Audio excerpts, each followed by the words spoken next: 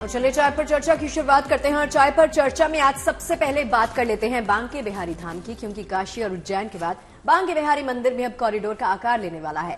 Allahabad high court ने इसके लिए मंजूरी भी दे दी है। और बांके बिहारी के भक्तों के लिए गुड न्यूज ये है कि कॉरिडोर बनने से उन्हें अपने आराध्य के सुलभ दर्शन हो सकेंगे। साथ ही ब्रज धाम में आस्था के एक नए युग की शुरुआत होगी। यहाँ धार्मिक पर्यटन जोर पकड़ेगा और इलाके में और खुशहाली आएगी।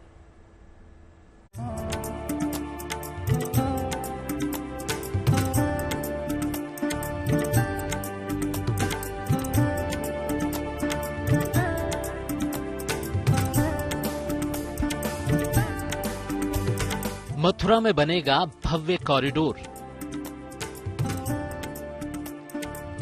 बांके बिहारी के भक्तों को मिलेगी शुभ सौगात। बांके बिहारी मंदिर अब कॉरिडोर का स्वरूप लेने वाला है, क्योंकि इलाहाबाद हाईकोर्ट ने यूपी सरकार को बांके बिहारी मंदिर कॉरिडोर बनाने की मंजूरी दे दी है। काशी कॉरिडोर और उज्जैन में महाकाल कॉरिडोर की तर्ज पर ही अब मथुरा में भी बांके बिहारी मंदिर कॉरिडोर का रास्ता फिलहाल साफ हो गया है, जिसकी भव्यता और सुंदरता बांके बिहारी के भक्तों के लिए बेहद खास होगी और दुनिया भर से आने वाले कृष्ण भक्त को अपने आराध्य के सुलभ दर्शन हो सकेंगे। बहुत खुशी है इस चीज के लिए, क्योंकि यहाँ का मैनेजमेंट हमें थोड़ा अच्छा नहीं लगा।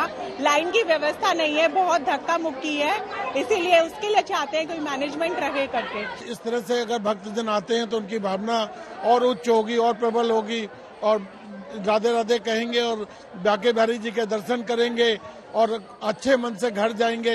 राधे राधे। बांके बिहारी के दर्शन बहुत अच्छे हुए। कॉरिडोर बनेगा तो बहुत अच्छा लगेगा, सब भक्तों को बहुत आराम से दर्शन मिलेंगे। हम लोग बार बार खाटू जी बिहारी जी के दर्शन करने बार बार आएंगे। अच्छी बात है, बनना चाहिए। फिर तो इतने सारे परेशान होते, सारे श्रद्धालु बहुत ज्यादा परेशान होते हैं यहाँ पे तो, और अच्छी बात है कॉरिडोर बनना चाहिए और जल्दी से जल्दी बनना चाहिए। वो तो थोड़ा बहुत तो खैर होना ही चाहिए। अब यही है कि ना किसी को ना परेशानी हो तो होना चाहिए, और बाकी हम जैसों को तो खैर परेशानी तो ना कल थी ना आज है। जो दर्शन करने आया ना उन्हें परेशानी कुछ नहीं है। क्योंकि बांके बिहारी मंदिर के आसपास संकरी गलियों और अतिक्रमण की वजह से श्रद्धालुओं को धाम तक पहुंचने में मुश्किलें होती थी, लेकिन ये कॉरिडोर न सिर्फ कान्हा की नगरी की भव्यता दिव्यता को दर्शाएगा, बल्कि इस कॉरिडोर से मथुरा में आस्था के एक नए युग का शुभारंभ होगा। बांके बिहारी कॉरिडोर के लिए यूपी सरकार मंदिर के आसपास करीब 5 एकड़ जमीन खरीदेगी, जिस पर भव्य कॉरिडोर का निर्माण होगा। मंदिर तक पहुंचने के 3 रास्ते होंगे। यमुना की तरफ से जो रास्ता जाएगा वो 2100 वर्ग मीटर क्षेत्र में होगा। इस रास्ते में कॉरिडोर को 2 हिस्सों में विकसित किया जाएगा। कॉरिडोर में करीब 800 वर्ग मीटर क्षेत्र में पूजा की दुकानें बनाई जाएंगी। इसके साथ ही यमुना एक्सप्रेसवे की ओर से आने वाले श्रद्धालुओं के लिए 37,000 वर्ग मीटर में बांके बिहारी ब्रज पार्किंग बनाई जाएगी। तो मेन एंट्रेंस से करीब बता रहे हैं कि 60 मीटर लंबा रास्ता होगा। इधर से 60 मीटर लंबा रास्ता इधर से आएगा और करीब 50 मीटर लंबा रास्ता इधर से आएगा।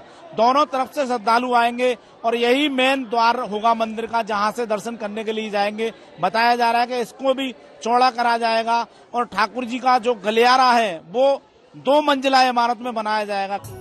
हालांकि बांके बिहारी मंदिर के पुजारियों ने कॉरिडोर निर्माण के लिए मंदिर का चढ़ावा और चंदे की रकम को इस्तेमाल न करने का अनुरोध किया है, जिस पर कोर्ट ने यूपी सरकार को खुद के खर्चे पर कॉरिडोर बनाने का आदेश दिया है।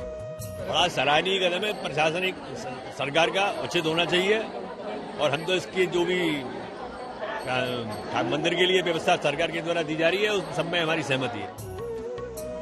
यूपी सरकार ने यह भी साफ कर दिया है कि गोस्वामी परिवार की ओर से की जाने वाली पूजा अर्चना या श्रृंगार में सरकार का किसी भी तरह का दखल नहीं होगा और सेवायतों का जो भी अधिकार है वो पहले जैसा बना रहेगा। जाहिर है मथुरा में बांके बिहारी मंदिर कॉरिडोर बनने के बाद न सिर्फ श्रद्धालुओं को दर्शन पूजन में आसानी होगी, बल्कि मथुरा में आने वाले दिनों में श्रद्धालुओं की तादाद और भी बढ़ेगी। वृंदावन से मदन गोपाल शर्मा के साथ bureau report, good news today. Mathura में आस्था उत्सव से जुड़ी एक और तस्वीर आपको दिखाते हैं। यहाँ पर ब्रज रज महोत्सव मनाया जा रहा है, जिसमें बॉलीवुड एक्टर पुनीत इस्सर ने अपनी टीम के साथ रामायण का मंचन किया। खबर है कि 23 नवंबर को इस कार्यक्रम में प्रधानमंत्री मोदी भी शामिल होंगे। देखिए इस अद्भुत अनूठे कार्यक्रम की एक झलक।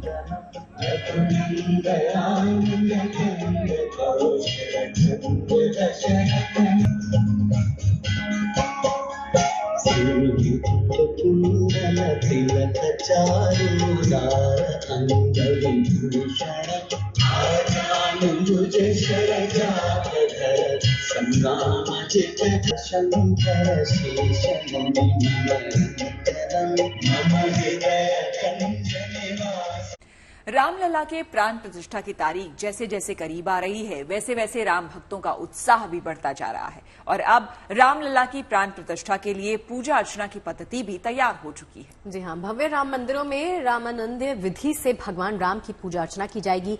इस विधि में भगवान राम के बाल स्वरूप की पूजा होगी और इसमें 16 मंत्र क्रियाओं का भी जाप होगा।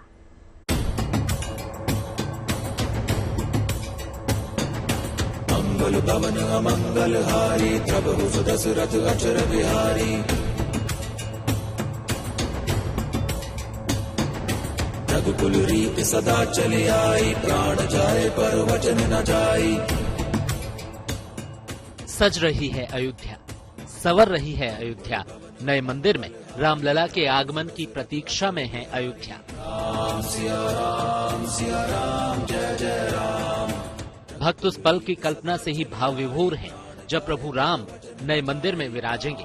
अपने आराध्य के नवनिवास का निर्माण कर रही है अयोध्या, श्रृंगार कर रही है अयोध्या। पूरी दुनिया को राम संस्कृति की छटा से रूबरू कराने के लिए कुछ इस अंदाज में तैयार हो रही है अयोध्या।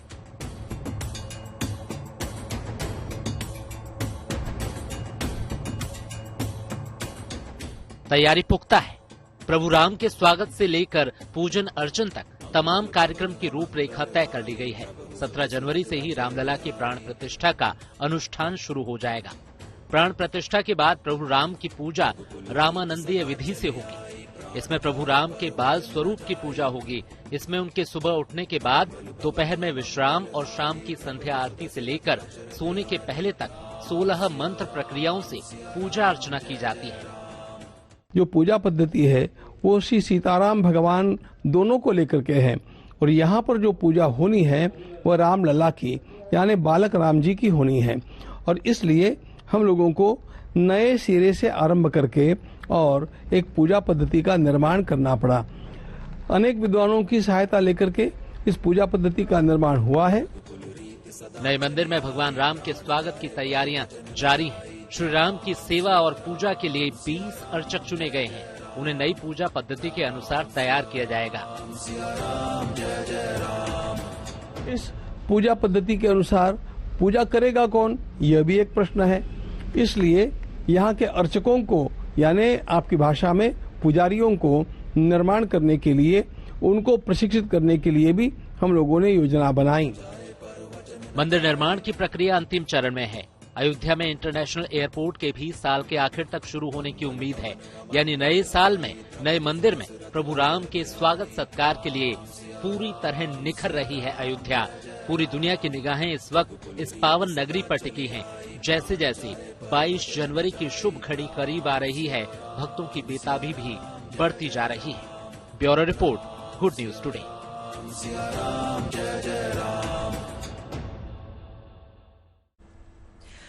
अयोध्या में 14 कोसी परिक्रमा की शुरुआत हो गई है और परिक्रमा मार्ग पे राम भक्तों का हुजूम उमड़ पड़ा है और इनका जोश देखते ही बन रहा है। श्री राम का जय घोष और राम भजनों की गूंज से यहाँ की आबोहवा में भक्ति का रस खुल गया है। माना जाता है कि 14 कोसी परिक्रमा से मोक्ष की प्राप्ति होती है। देखिए रामनगरी की ये अद्भुत तस्वीरें।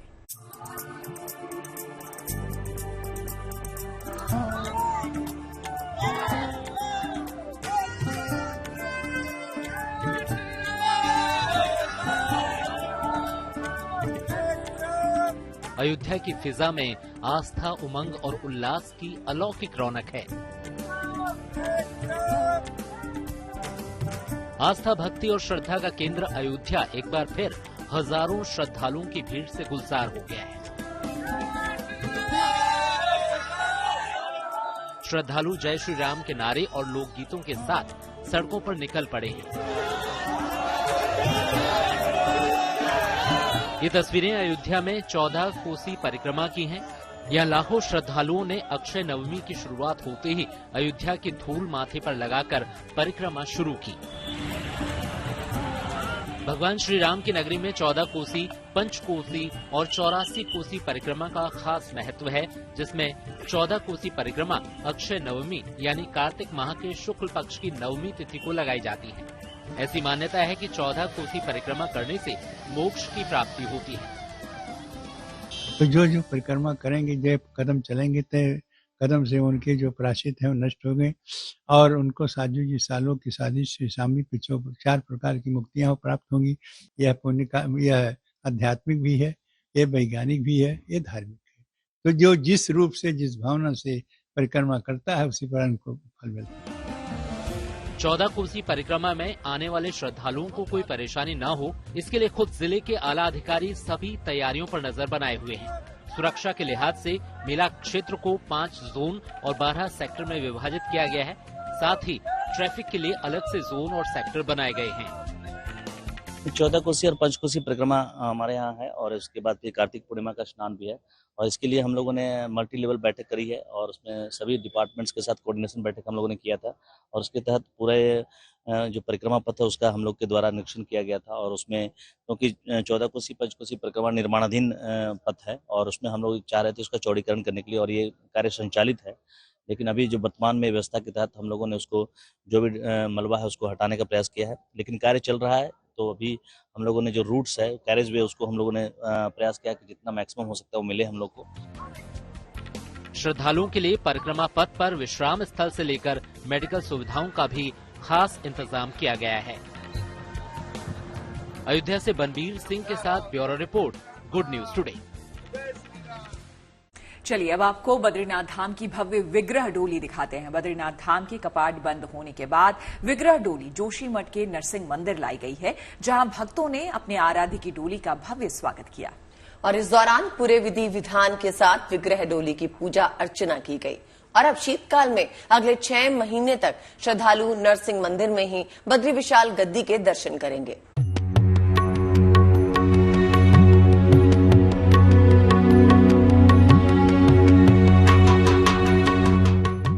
भगवान बद्रीनाथ की डोली जब जोशीमठ पहुंची तो आस्था की बहती बयार के बीच कुछ ऐसे उनका स्वागत हुआ।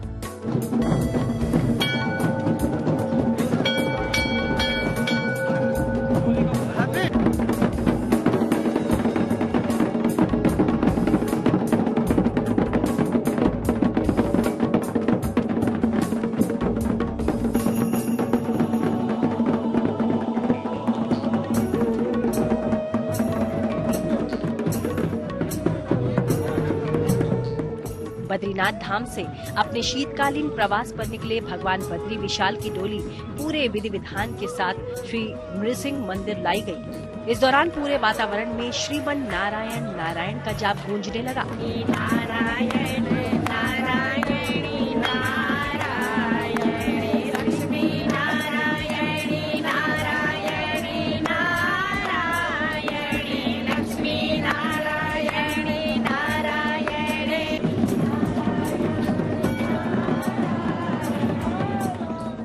नरसिंह मंदिर के आंगन में वैसे भगवान बद्री विशाल का ऐसा भव्य स्वागत हर साल दिखाई देता है। वाकई में ये नजारा नारायण के नाम में रमने को प्रेरित कर रहा है। भक्तों और पंडे पुजारियों से घिरे भगवान बद्री विशाल और उनके नाम के जयकारे इस बात की साफ तस्दीक भी कर रहे हैं।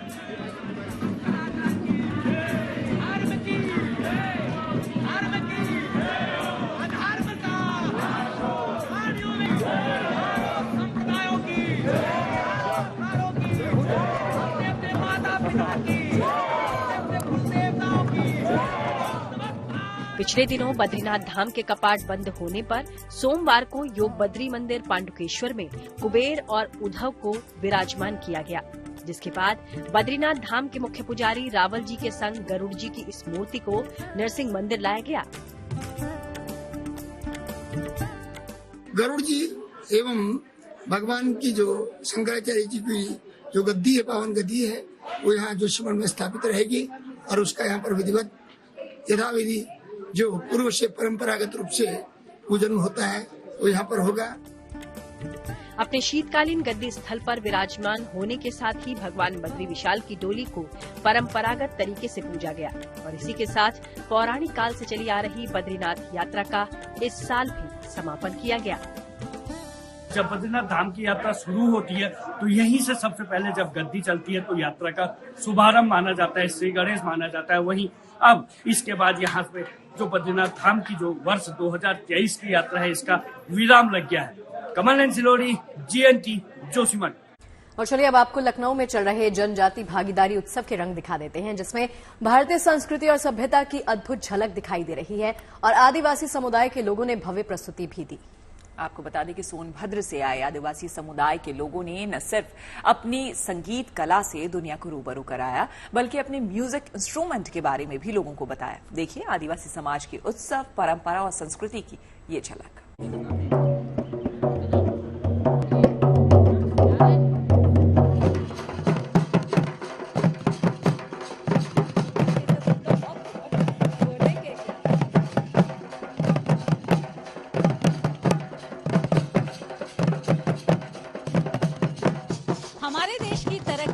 हमारे देश की उन्नति में जनजातीय समूहों की बहुत बड़ी भूमिका है। देश भर में अलग अलग जनजातीय समूह रहते हैं और इस वक्त हम लखनऊ में देख पा रहे हैं एक ऐसा उत्सव है ये भागीदारी उत्सव, जिसमें ये सोनभद्र से आए हुए जनजातीय समूह के लोग हैं जो गृत बाजा बजा रहे हैं। यानी हम में से बहुत सारे लोगों ने ये बाजा देखा भी नहीं होगा, लेकिन ये इनके मनोरंजन का प्रमुख साधन है।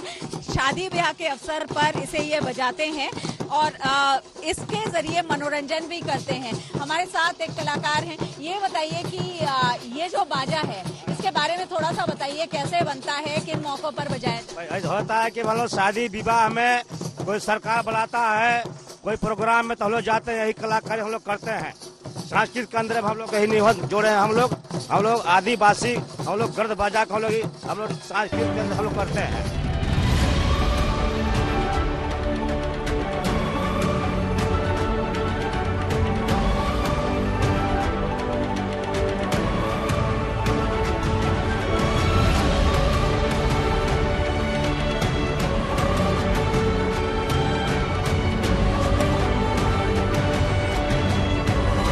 सोनभद्र के आसपास जो रहते हैं खासी समूह, खासी जनजाति, वो इस तरह के वाद्य यंत्र बजाते हैं और अपना मनोरंजन करते हैं, अपने आसपास के वातावरण में संगीत का रस घोल देते हैं।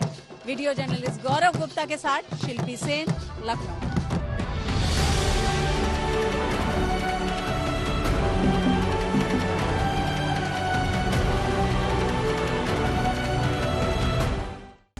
चलिए अब बात कर लेते हैं मुसीबत की सुरंग में मुस्कुराती हुई जिंदगी की। 10 दिन से सिलक्यारा टनल में फंसे 41 मजदूरों से अब बातचीत हो रही है और बचावकर्मी उनकी लाइव तस्वीरें भी देख पा रहे हैं। राहत की बात यह है कि टनल में फंसे सभी मजदूर सही सलामत हैं। टनल में फंसे मजदूरों का सीसीटीवी फुटेज सामने आया है, जिसे देखकर परिवार के लोगों ने भी राहत की सांस ली। उनसे वॉकी टॉकी के जरिए बात हो रही है। अब उम्मीद यही है कि जल्दी टनल में फंसे सभी मजदूरों को सुरक्षित बाहर निकाल लिया जाएगा।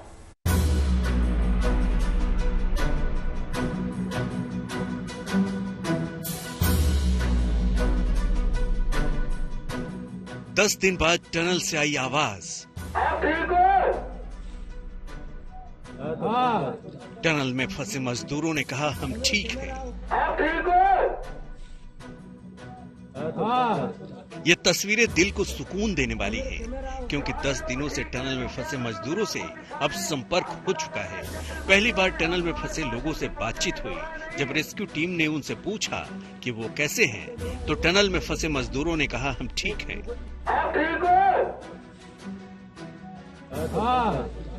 मजदूरों के ये शब्द सुनते ही रेस्क्यू टीम का भी चेहरा खिल उठा, क्योंकि अब ये पुख्ता हो चुका है कि टनल में फंसे सभी 41 मजदूर बिल्कुल सुरक्षित हैं और सबको अब कैमरे पर बिल्कुल साफ देखा जा सकता है। आप पाइप के पास आके वॉकी-टॉकी से बात करें। 6 इंच चौड़ी पाइप के जरिए टनल में सीसीटीवी कैमरा और वॉकी टॉकी भी भिजवाया गया। जिसके जरिए बाहर बैठे राहत और बचाव में जुटे लोगों ने उनसे बात की। सबसे पहले सभी को कैमरे के सामने आने को कहा गया, फिर एक एक कर मजदूरों की गिनती की गई। टनल में फंसे अपने को देख परिवार वालों ने भी राहत की सांस ली और अब उन्हें उम्मीद भी है कि सभी को सकुशल टनल से बाहर निकाल दिया जाएगा। कम से कम वो लोग सकुशल तो है, इसके लिए हम लोग मतलब निश्चिंत है थोड़ा सा। और अभी उस सबसे बात नहीं हो पाई है, अगर उस सबसे बात हो जाती है तो ये तस्वीर पूरा स्पष्ट हो जाएगी कि भाई हम लोग बहुत ठीक है और सब चीज हम लोग को मिलने लगा। खाना पीना भी जो 6 इंच का पाइप जो गया है उससे वो लोग को जो राहत वाला चीज सामग्री मिल रही है वही बात हो जाएगी तो पूरा स्पष्ट हो जाएगी और हम लोग के पास पूरा तस्वीर क्लियर हो जाएगा कि भाई सब चीज ठीक ठाक है। उम्मीद तो बेहतर हो रही है, अब फिर बात करने के बाद पूरा उम्मीद मतलब बेहतर हो जाएगी कि खुशी मिलेगी दिल में कि हाँ अब बात हो गई। अब थोड़ी सी ही सही, लेकिन टनल के बाहर और टनल के भीतर लोगों ने राहत की सांस ली है और अब उम्मीद भी यही है कि टनल में फंसे मजदूरों को जल्द ही सुरक्षित बाहर निकाल लिया जाएगा। I'm sure of the rescue. Absolutely sure. Uttarkashi से अमित भारद्वाज, ओंकार बहुगुणा के साथ bureau report, good news today. हम तुम्हारे पास जल्दी पहुंचेंगे, घबराए नहीं। तो टनल में फंसे मजदूरों को निकालने की जद्दोजहद अब अपने आखिरी दौर में पहुंच गई है। 10 दिन के बाद ही सही, लेकिन टनल के भीतर मजदूरों से संपर्क हो गया। उन्हें निकालने की तमाम कोशिशें भी लगातार जारी हैं और इसके लिए पहली बार 6 इंच चौड़े पाइप को सीधे मजदूरों तक पहुंचाया गया है। इस पाइप के जरिए बोतल में खाना भरकर उन तक पहुंचाया जा रहा है। साथ ही डॉक्टर्स की सलाह पे एंटी डिप्रेशन की दवाई भी मजदूरों तक पहुंचाई जा रही है।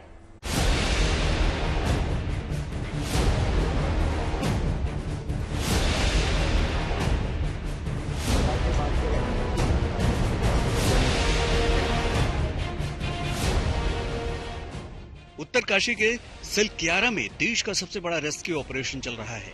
टनल से 41 मजदूरों को निकालने के लिए हर संभव कोशिश जारी है।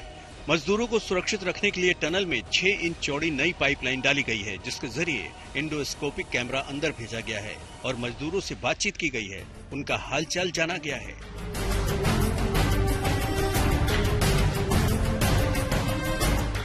टनल से आई तस्वीरों में मजदूरों की गिनती की गई, जिससे पता चला कि फिलहाल सभी मजदूर सुरक्षित हैं, सभी खुश हैं। टनल के हर अपडेट पर नजर रखने के लिए केंद्र सरकार के मंत्री साइट पर पहुंच रहे हैं। राज्य सरकार ने अपनी पूरी टीम टनल पर लगा रखी है। देश की 5 बड़ी एजेंसियों ने मजदूरों को बचाने के लिए मोर्चा संभाल रखा है। टनल में फंसे मजदूरों को डिहाइड्रेशन वाले ORS, विटामिन B की गोलियां भेजी जा रही हैं, जिन्होंने मजदूर को जिंदा रखा है। इसके अलावा उन्हें पाइप के जरिए एंटी डिप्रेशन वाली दवाइयां भी भेजी जा रही हैं, ताकि मुसीबत में उनका मानसिक संतुलन बना रहे। उत्तरकाशी के सिलक्यारा टनल में आज रेस्क्यू ऑपरेशन का 10वां दिन है। 41 मजदूर अभी भी सिलक्यारा टनल के ठीक अंदर फंसे हुए हैं, जहां तमाम केंद्रीय एजेंसियां रेस्क्यू ऑपरेशन चला रहे हैं। सुरंग में फंसे मजदूरों तक खाने पीने की चीजें पहुंचाने का काम भी लगातार चल रहा है। कोशिश है कि मजदूरों तक हेल्दी खाना पहुंचाया जाए, लिहाजा टनल के पास ही फंसे हुए मजदूरों के लिए खाना बनाया जा रहा है। कैंटीन में एक बड़ी कढ़ाई में ये खाना तैयार किया जा रहा है। डॉक्टरों की सलाह पर ये खाना तैयार करवाया जा रहा है, ताकि फंसे हुए कर्मचारियों को ताकत मिल सके। अभी ये सिर्फ हमारा फूड पाइप गया हुआ है जो लाइफलाइन 2 है। अभी मेन तो हमें लड़कों को बाहर निकालना है ना। तो 900 mm की जो पाइपलाइन है वो हमारा मेन चैलेंज है, उसको पहले करना हमें जरूरी है। अभी ये हमारे लिए एक पड़ाव है जिसमें हम लोगों को फूड भेज सकते हैं, उनको मोबाइल भेज सकते हैं, चार्जर्स भेज सकते हैं, उनसे बात कर सकते हैं। टनल के एंट्री पॉइंट से 200 मीटर अंदर फंसे इन मजदूरों को बाहर निकालने के लिए 2 तरफ से ड्रिलिंग की जा रही है। पहली सीधी ड्रिलिंग यानी हॉरिजेंटल ड्रिलिंग, इसमें 60 मीटर तक की ड्रिलिंग होनी है, लेकिन अभी तक हम 24 मीटर से ज्यादा पहुंच चुके हैं। 24 मीटर का रास्ता पार हो चुका है, यानी आधे के लगभग ज्यादा और आधे से थोड़ा सा कम, और बाकी का आधा रास्ता जो तय करना है उसमें उसकी रफ्तार 5 मीटर प्रति घंटा होगी। हर बाधाओं को चीरते हुए जब वो आगे बढ़ेगी तो संभवतः 48 घंटे में उन मजदूरों तक पहुंचने में कामयाबी मिलेगी। और इसीलिए सबकी उम्मीदें अभी भी हॉरिजॉन्टल ड्रिलिंग सबसे बड़ी उम्मीदें हैं तमाम एजेंसियों के लिए। वर्टिकल ड्रिलिंग की तैयारी है, सुरंग के दूसरे मुहाने पर भी खुदाई करके अंदर पहुंचने की तैयारी है, लेकिन तमाम एक्सपर्ट मान रहे हैं कि जो अभियान इस मुहाने से चल रहा है वहां से ही सफलता मिल सकती है, क्योंकि आप आधे के नजदीक हैं, थोड़ा रास्ता बाकी है और जैसे मशीनों का काम शुरू होगा मुश्किलें, तमाम बाधाएं पार हो जाएंगी। इस रेस्क्यू मिशन के लिए तमाम अंतर्राष्ट्रीय एक्सपर्ट्स सलाह देने के लिए उत्तरकाशी पहुंच चुके हैं। सभी को पूरा भरोसा है कि जल्द ही मजदूरों को सुरक्षित बाहर निकाल लिया जाएगा। There's 41 men coming home and there's no one else going to be hurt, and that's the mission. And everyone here from all the government agencies, that's what they're working on, and I am absolutely convinced, and all the agencies are here, they're working closely together and the mission is clear. 41 men are coming home. सुरंग में जारी मजदूरों के rescue operation को लेकर CM Pushkar Dhami लगातार अधिकारियों के साथ बैठक कर रहे हैं। इस पूरे ऑपरेशन पर पीएम मोदी की नजर भी बनी हुई है। उत्तरकाशी से अमित भारद्वाज और ओंकार बहुगुणा के साथ bureau report, good news today. Goa की बात कर लेते हैं। गोवा में अंतर्राष्ट्रीय फिल्म फेस्टिवल का आगाज हो गया है। 54वें इंडिया इंटरनेशनल फिल्म फेस्टिवल में देश विदेश की लोकप्रिय फिल्मों को दिखाया जाएगा। इसके साथ ही इस आयोजन का मकसद भारत को फिल्म निर्माण और शूटिंग के लिए वन स्टॉप डेस्टिनेशन बनाना है। ये फिल्म फेस्टिवल 28 नवंबर तक चलेगा, जिसमें 250 से ज्यादा फिल्में दिखाई जाएंगी। साथ ही इनमें सिनेमा जगत की प्रमुख हस्तियों को सम्मानित किया जाएगा। इस बार एक्ट्रेस माधुरी दीक्षित को भारतीय सिनेमा में योगदान के लिए विशेष पुरस्कार से सम्मानित भी किया गया है। इस इंडस्ट्री में इतने साल काम किया है और जब भी ऐसा अवार्ड मिलता है एनकरेजमेंट मिलती है, एक और अच्छा काम करने की आस जगती है और बस वही करेंगे, हम अच्छा काम करते रहेंगे। देखिए, शिवमंगल सिंह की वो कविता जिसे पूर्व प्रधानमंत्री अटल बिहारी वाजपेयी अक्सर दोहराया करते थे कि क्या हार में क्या जीत में, किंचित नहीं भयभीत में, ये हार एक विराम है, जीवन महासंग्राम है। अक्सर चंद शब्द, चंद अल्फाज जिंदगी को नई ऊर्जा से भर जाते हैं, एक नई दिशा दे जाते हैं। कुछ ऐसी ही ऊर्जा लेकर प्रधानमंत्री नरेंद्र मोदी टीम इंडिया के ड्रेसिंग रूम पहुंचे और खिलाड़ियों का मनोबल बढ़ाया। प्रधानमंत्री एक एक कर सभी खिलाड़ियों से मिले। रोहित विराट का हाथ पकड़कर बोले, हार जीत तो चलती रहती है। शमी को गले लगाया। जडेजा बुमराह से हल्की फुल्की मजाक भी की और पूरी टीम को दिल्ली आने का न्योता भी दिया। आप लोग पूरा 10-10 गेम जीत के आए हो, ये तो होता रहता है। सुनाइए भाई, देश आप लोगों को देख रहा है। मैंने सोचा मिल लूंगा सबको। होता है। कहाँ रहो, कैसे हैं? आप लोग मेहनत बहुत की है, लेकिन कहाँ बाबू ढीलो ना पड़ दो। हमें बहुत अच्छा किया है इस बार।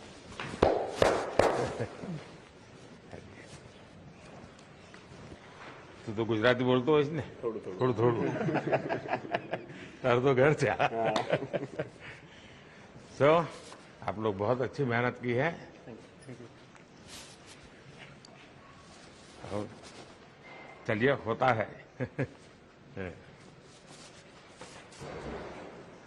होता रहता है ऐसा। हाँ। और साथियों को एक दूसरे को जरा हौसला बुलंद करते चलिए। और जब आप लोग फ्री हो गए, कभी दिल्ली आएंगे तो बैठूंगा आप लोगों के साथ। मेरी तरफ से निमंत्रण है आप सबको।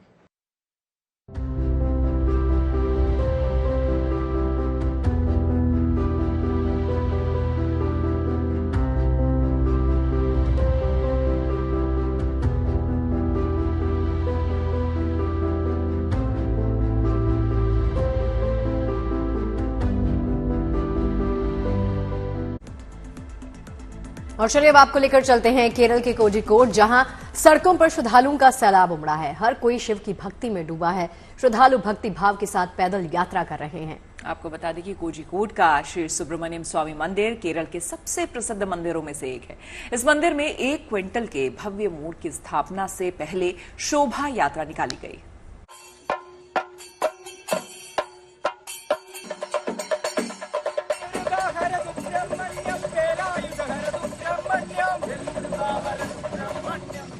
हाथों में दीप, मन में आस्था का भाव। बिना चप्पल जूते के पैदल यात्रा पर निकले श्रद्धालु। ढोल मंजीरा की थाप पर भक्ति में डूबे शिव भक्त।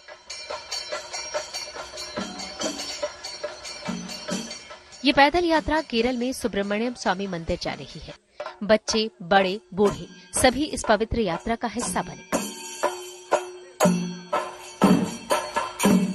इस यात्रा का मकसद मंदिर परिसर में इस अलौकिक मोर की स्थापना करना है।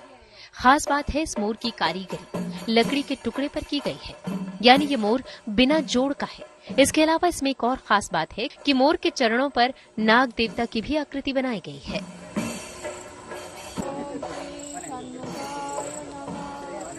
केरल के कोझिकोड का श्री सुब्रमण्यम स्वामी मंदिर केरल के सबसे प्रसिद्ध मंदिरों में से एक है।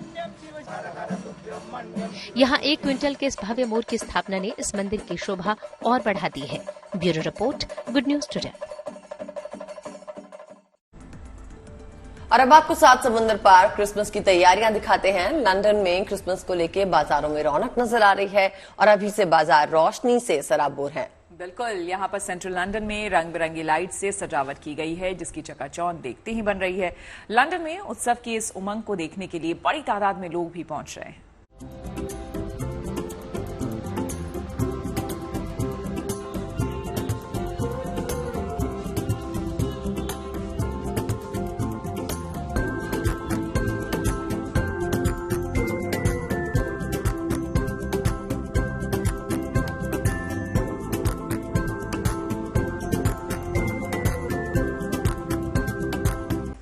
वो कहते हैं ना कि कोई भी लक्ष्य मनुष्य के साहस से बड़ा नहीं, हारा वही जो लड़ा नहीं। तभी तो कहते हैं कि किरण चाहे सूर्य की हो या फिर आशा की, जीवन के सभी अंधकार मिटा देती है। बिल्कुल, तो ऐसे ही अच्छे विचार और पॉजिटिव खबरों के साथ कल फिर आपसे चाय पर चर्चा में मुलाकात हमारी होगी। तब तक के लिए हमें दीजिए इजाजत, लेकिन आप देखते रहिए गुड न्यूज टुडे।